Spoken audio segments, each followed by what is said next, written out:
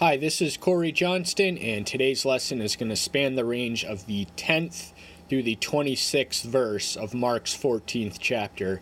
Here we read of Mark's version of the Last Supper, which was actually a Passover feast. So we just want to backtrack with the chronology of this is the 7th of the 8th day that he had that the Messiah had left on the earth. So on Friday he arrived at Bethany, to the house of Mary, Martha, and Lazarus. This is uniquely recorded in John 12, and there Mary anoints him. But here in the 14th chapter, we also read that it's at Bethany in the house of the Simon the leper. In the third verse, that's not the range we'll be covering today. But this does not diminish or contradict our faith in the inerrancy of Scripture. Bethany, we can reasonably infer, was a village nearby or a suburb of Jerusalem, which would have been a stone's throw away, and he went there on two different occasions. Then when John, after he mentions that there's a Sabbath day, this is the Saturday in the Jewish calendar where there is no mention. We can imagine he did his customary sabbatical activity, which would have been visiting the synagogue and taking the rest. And then on Sunday, we read of his triumphal entry, fulfilling the prophecy of Zechariah. He comes in on a horse. We read of this in Mark, the 11th chapter, 1 through 11th verse. Then on Monday, he cleared the temple. In the synoptic versions, this is all an event prior to his final return in Jerusalem, the synoptic authors being Matthew, Mark, and Luke. But in John, he records it in the first year of his ministry, the first Passover. And again, there's no contradiction. We believe that he did both. We can read of that in the 15th through 18th verse of Mark's 11th chapter. That is on Monday. Then on Tuesday, we hear a string of parables, many of which are anti-Pharisaical in tone, and this spans the range of 11 through 11, the 27th verse of the 11th chapter to the 37th verse of the 13th chapter. The 13th chapter is the Mount Olivet Discourse, which pertains to the end times. But because some of the ones which came before that were anti-Pharisaical, that provokes their ire. And in the first two verses of the chapter, before the section we're going to cover, we learned that they had had enough and they wanted to kill him. On Wednesday, there's no mention in any account of anything, so we can gather that he rested. And then Thursday would have been the Passover. This would have occurred during the Jewish month of Nisan, which extends to our month of March, but also the Passover would have taken place in what corresponds to our calendar of April. And the Passover was the single most sacred holiday on the Jewish calendar. It commemorated their redemption and liberation from Egypt. And one of the reasons we'll get to it when we get to the Last Supper, we personally believe that the bread that he broke was in line with the Jewish custom, which would have been flattened because the Jews of that generation received the angel's warning and didn't have time to actually bake bread, so they had no yeast and they just had this flat, crusty bread.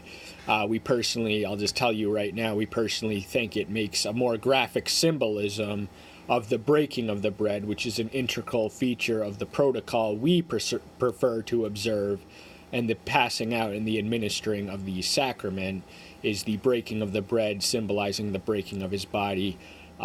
Jewish matzah, I think they call it, matzah bread, it does that a lot better than loaves of bread, which we customarily eat. And then, so after the Passover is, of course, the Friday. He's crucified on Good Friday, and then Saturday, he would have been buried before the Sabbath came. That would have been Saturday night. The Jews counted their days with sunrise and sun up, so their Saturday morning begins on our Friday night. He would have been buried before then. He would have spent the day in the ground, so that's 2 days, and then he would have risen on the third day. The 3 day burial is not a literal 3 days. The Jews were in the habit of such as when Jonah, which typologically alludes to the resurrection, he spent 3 days in the belly of a fish, but that doesn't mean he spent 72 hours there. So we just there's just a few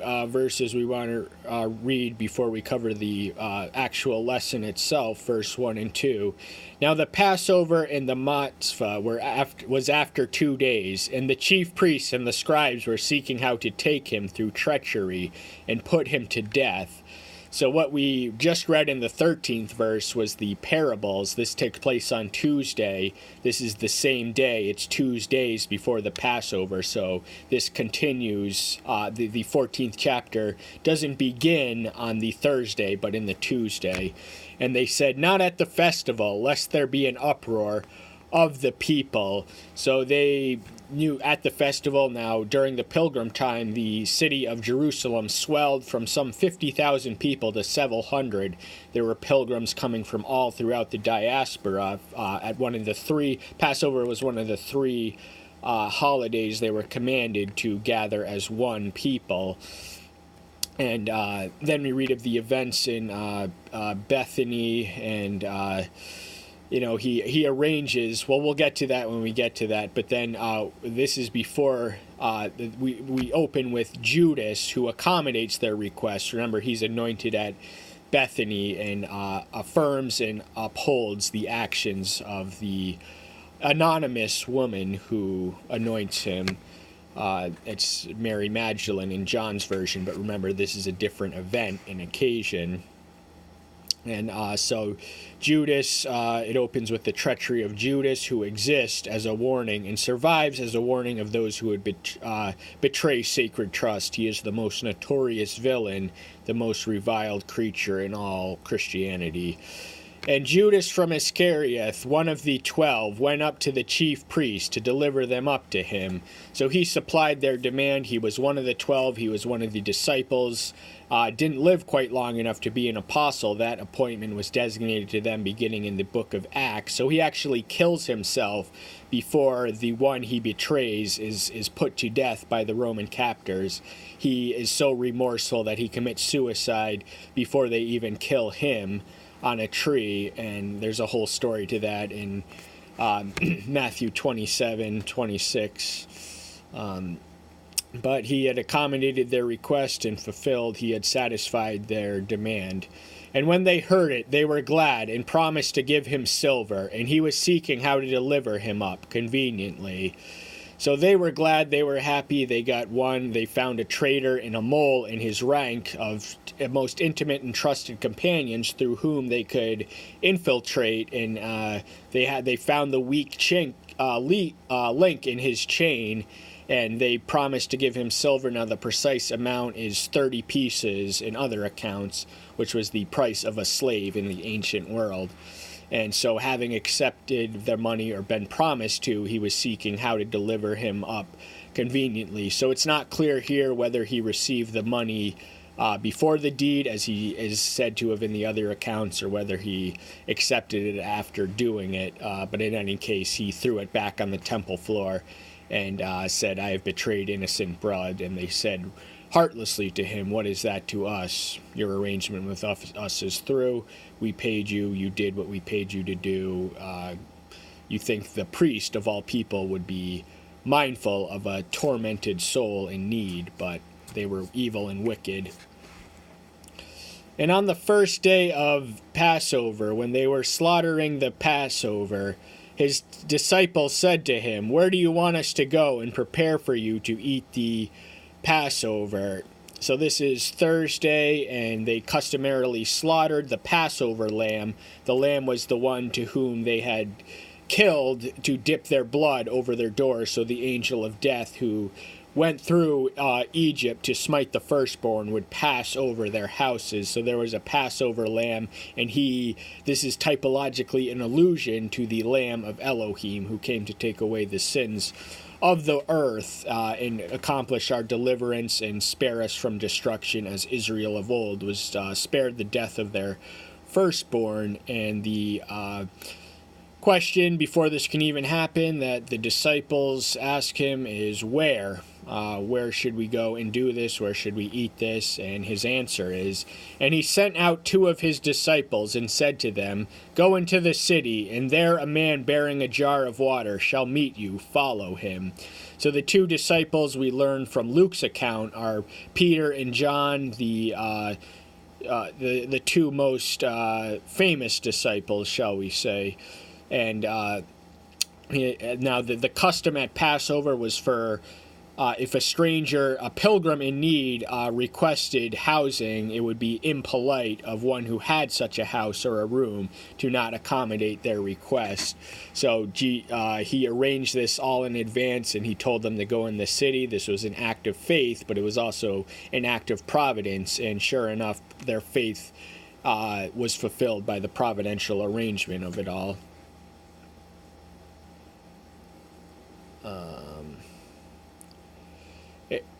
And wherever he enters, say to the master of the house, the teacher says, where is the guest room in which I am to eat the Passover with my disciples?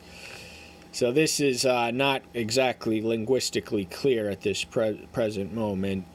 The teacher, okay, so they're telling him that the question comes from the teacher. Sorry, I misread that wrong. When they're approaching the master, and they're basically reiterating the same question they asked him, and he's giving them the answer once more. And he shall show you a large upper room, furnished, ready, prepared for us there. So it's all set, it's all arranged. These are the only 2 disciples to whom he reveals the location of this, and the fact is that Judas had already agreed to betray him. We don't know when, it may have been the day before, it may have been Tuesday, but by Thursday he had already agreed to it, and had he been privy to the address and location, the master may not have been able to have his final Last Supper, and we would have no ordinance of remembrance of him. We'll get into the interpretations of the ordinance that is administered at the Last Supper. But it's all there, it's all ready for them. And and his disciples went out and came into the city and found it as he said to them, and they prepared the Passover. So the promise was fulfilled, and they do what they were told to do, to prepare the Passover lamb. They were cooking for the 11 other people, the 10 other disciples, soon to be apostles, and the master himself. So they would have made the necessary preparation. And evening having come, he came with the 12. So the evening was there, and he enters with the 12, the disciples, future apostles. And as they sat and ate, Yahshua said, truly I say to you, one of you who is eating with me shall deliver me up. So everyone in the room is perplexed and flabbergasted at the mere suggestion that one of them could betray them, and everyone is caught off guard except Judas, because we already read that he had agreed and set in motion the conspiracy to betray his master. But it's interesting because the disciples are intensely introspective. They immediately look within rather than without. They ask, can I do such a thing? Is it in me? Is it I, Master? But Judas is curiously silent, and in other accounts he's told to leave and do what he does. The one who I dip bread in, Mark just makes no as far as we know in Mark's account, but we balance it from the other accounts that Judas was not present at the Last Supper. And they began to be grieved, and he said to him one by one, is it I? And another, is it I? So there's no mention of Judas in Mark's version, but there is in others. He asks him, and he says, you say it is. But all of the disciples who asked, he answered, he just told them in ambiguous terms, very ambiguous for such a heart-wrenching statement. And he answering said to them, it is one of the 12, he who is dipping with me in the dish. So it could be any one of them. He doesn't clarify, he doesn't identify, he leaves it in a mystery. It is the one who is dipping with me in the dish. Which one? Who is he? Who is the one of the 12 who is betraying them? And but it's all a fulfillment of prophecy. He never exposes the identity of his betrayer, and even when he mentions, "Is it I you say that it is?" in the other accounts, he does veil it with ambiguity. So he is protective of the identity, and the fact that he broke bread with him was an act of friendship and love.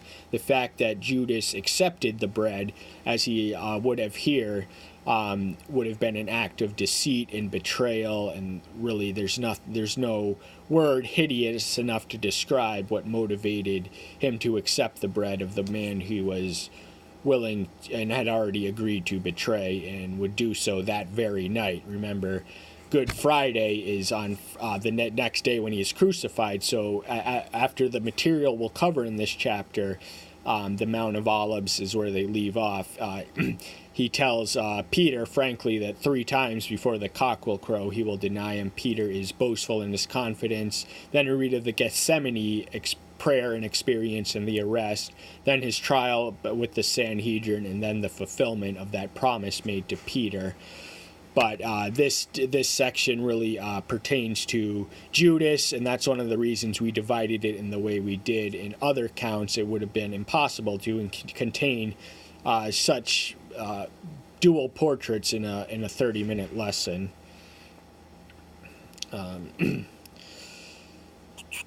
The Son of Man is indeed going down, as it had been written of him, but woe to that man by whom the Son of Man is delivered up. It would have been good for that man if he had never been born. So the Son of Man, it's all prophetically and prophetically predicted and providentially prearranged that he must die. This is commensurate with the writings of the prophets who spoke of the suffering servant, but the one who brought him to this degraded reality and humiliation, through which we, ironically and paradoxically, may be exalted.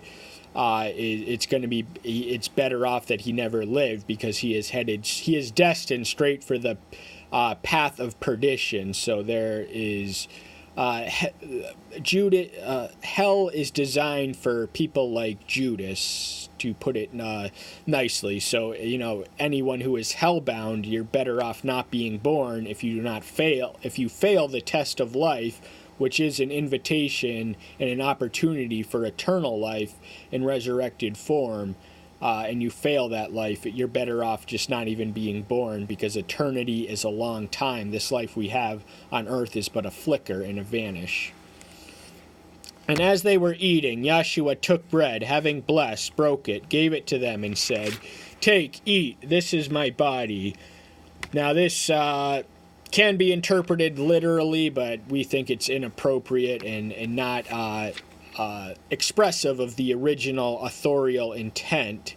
So what he's doing is he's breaking he blessed, and the word Eucharist is one of the names for the ceremony. That's from the Greek word of gratitude. He blessed and gave thanks, and he told them to take and eat. This is my body. So there's no mention of the breaking. Oh yeah, he broke the bread. So this ties into we have no reason not to believe that it wouldn't have been matzah bread, thereby more graphically and symbolically illustrating the breaking of his body on the cross than ordinary bread that is rich with leaven, the ones we're accustomed to eating at church. But he instructs them to take and eat. This is my body. Now, some denominations take this to a literal extreme, and we do generally endorse a literal interpretation of the scriptures, but our standard is, if the literal sense makes common sense, seek no other sense, and the literal sense doesn't make sense to me here for reasons I'm going to explain. And taking the cup, giving thanks, he gave it to them, and they all drank from it. So the cup is the wine, which symbolically, the bread is his body, which is broken on the cross for them. The wine is the blood that is shed, and it is passed in the cup, and he gives thanks. That's where I should have mentioned what I mentioned about Eucharist. There are a variety of names by which this rite which is repeated most often weekly, but sometimes monthly, depending on the denomination.